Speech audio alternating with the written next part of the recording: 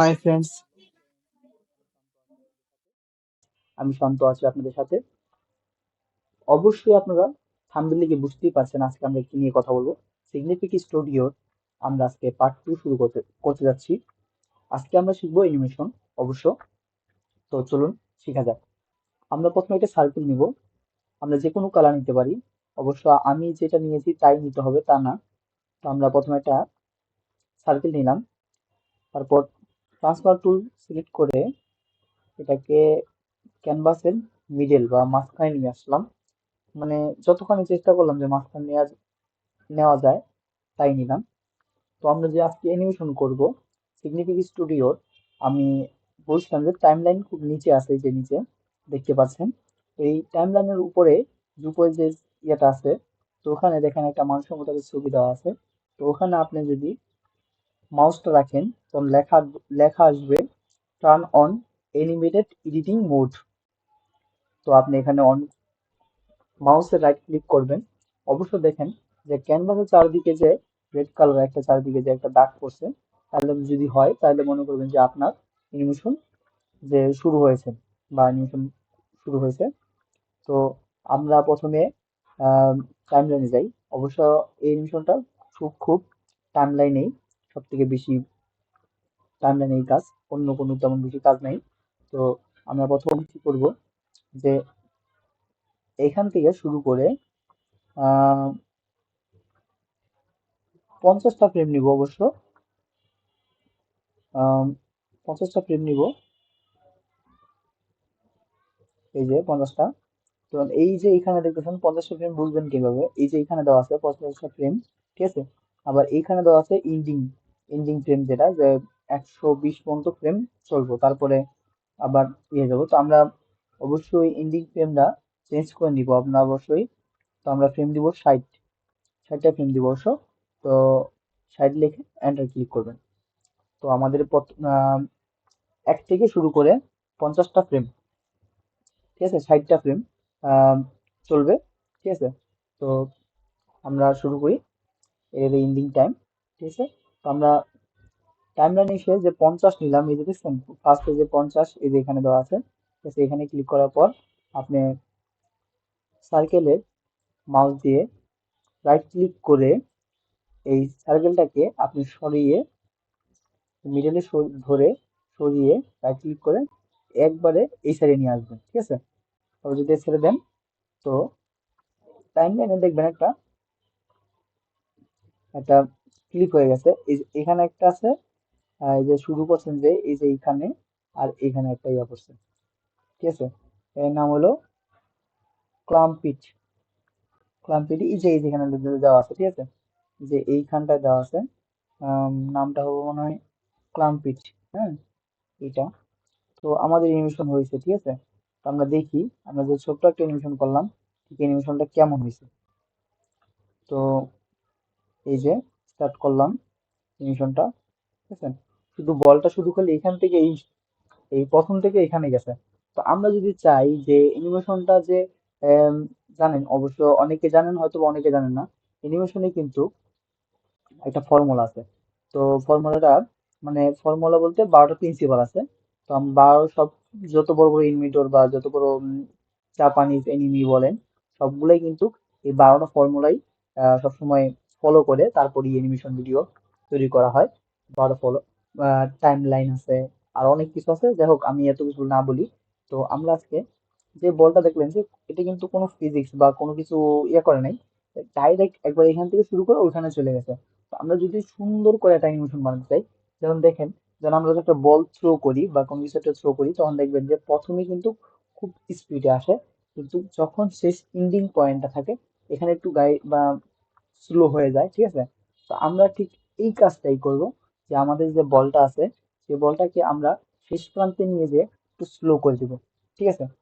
তো আমরা একটা টাইম লাইনে যে একটা ইয়ে আছে, তো ওইটার আর কি অবশ্য আমরা এটা ইয়ে করবো, যে আমাদের যে ইয়েটা আছে, প্রথম যে সার্কেলটা আছে এটাকে আমরা নিয়ে আসি, ঠিক আছে, এখানে নিয়ে আসি।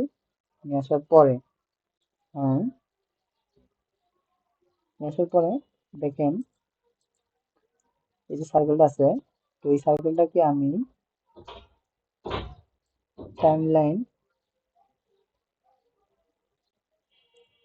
টাইমলাইনে যাওয়ার পর আমি মাউসে রাইট ক্লিক করে 20টা ফ্রেম সিলেক্ট করে নিলাম, ঠিক আছে। 20টা ফ্রেম সিলেক্ট করার পর আমি এই যে আমার যে সার্কেলটা আছে এই সার্কেলটাকে আমি কিছুখানি আগায় নিয়ে এলাম, ঠিক এই যে এতটুকু, ঠিক আছে। তারপরে তারপরে আমি আবার এই যে টাইম লাইনটা আছে এটাকে আমি 30-এ নিয়ে 30, ঠিক আছে, 30টা ফ্রেম নিলাম। নেওয়ার পর আবার যে যে আমাদের সার্কেলটা আছে সার্কেলটাকে নিয়ে একবারে শেষে দিকে নিয়ে আসলাম, ঠিক আছে। তো এখানে ছেড়ে দিলাম। ছাড়ার পর আবার যে টাইম লাইনে গেলাম, যাওয়ার পর মাউসের রাইট ক্লিক করে অবশ্য 50টা ফ্রেম নিব অবশ্য আমি এবার। 49, 50টা ফ্রেম নিলাম। এখানে যাওয়ার পর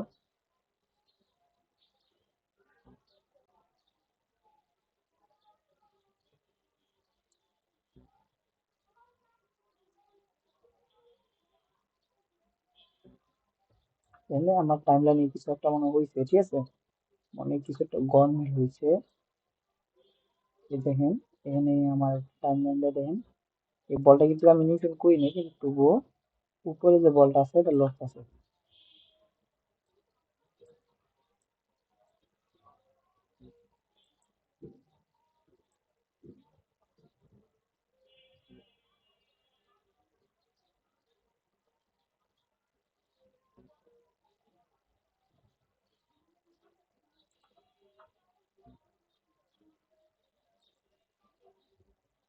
আর এটার দরকার নাই, আমরা উপরটা অ্যানিমেশন করতেছি, ঠিক আছে, উপরটা অ্যানিমেশন করতেছি কিন্তু আমাদের এটা কে যেন সরে যায় কিন্তু এখানে, তো আমরা অবশ্যই এটা বাদ দিয়ে দিই, ঠিক আছে। তো এটা কি জানি একটু হয়েছে মানে টাইম লাইনে আমি কিছু মানে গরমিল করছি, ঠিক আছে। তো আমি এটা প্রথমে উপরে যে সাইকেল আছে ওটা বাদ দিয়ে দিলাম। এই যে আহ, আমি আবার প্রথম দিকে নিই। তো অ্যানিমেশন আর অক্ষরে মনে হয় আমার এইটার কারণে মনে হয় ভুল হয়েছে অবশ্য। আচ্ছা, প্রথমে আমি আবার একটা সার্কেল নিলাম। সার্কেল নেওয়ার পর ট্রান্সফার টুল দিয়ে একটু করে নিলাম, ঠিক আছে। নেওয়ার পর এই যে টাইম লাইন অ্যানিমেশন চালু করলাম। চালু করার পর আমি 20টা ফ্রেম নিব। 20টা ফ্রেম নিয়ে আমার যে বলটা আছে বা সার্কেলটা আছে সার্কেলটা অল্প একটু সামনে নিয়ে এখানে ছেড়ে দিব, মাউসের রাইট ক্লিক ছেড়ে দিব। ছাড়ার পরে আমি আবারও এটাকে নিয়ে অবশ্য 30 না আর 10টা ফ্রেম দিলাম। 10টা ফ্রেম দেওয়ার পর এই যে 30 এখানে দেওয়ার পর আমি আমার যে সার্কেলটা আছে এটাকে একবারে শেষে নিয়ে আসা এখানে ছেড়ে দিলাম। তারপর আমি আবার এটাকে 50টা ফ্রেম নিব অবশ্য। 50টা ফ্রেম নিয়ে আমার যে ইয়েটা আছে আমি শেষ মাথায় বলটাকে নিয়ে আসবো, নিয়ে আসি। এই যে তো হয়েছে, তো আমার কাজ শেষ, কারণ বেশি কাজ নাই। তো বাকি যেই